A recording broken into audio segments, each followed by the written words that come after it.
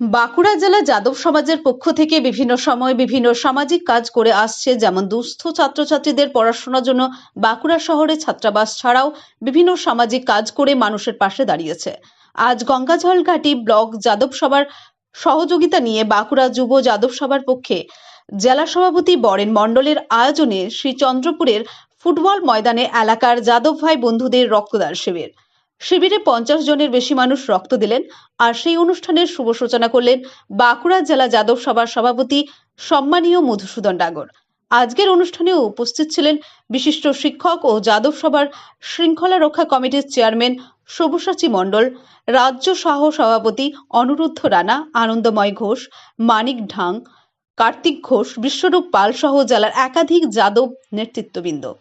উপস্থিত থেকে উৎসাহ প্রদান করলেন গঙ্গাজল ঘাটি থানার আইসি মাননীয় সুদীপ ঘোষাল মহাশয়। এছাড়া অনুষ্ঠানের সম্পাদনা ও পরিচালনা করলেন বাঁকুড়া জেলা যাদব সভার সাধারণ সম্পাদক অরুণ মণ্ডল মহাশয়।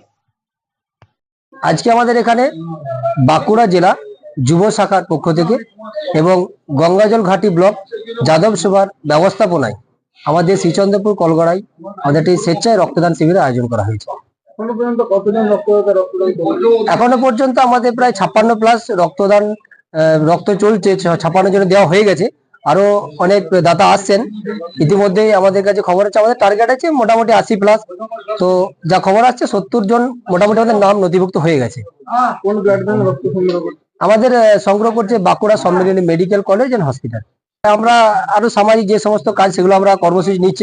আমরা চেষ্টা করছি আগামী দিনে আমাদের একটা ফ্রি কোচিং সেন্টার যাদব সভার পক্ষ থেকে এবং একটা বৃক্ষরোপণ কর্মসূচি আমরা খুব শীঘ্রই নেব, এটা গ্রীষ্মকালের মধ্যে।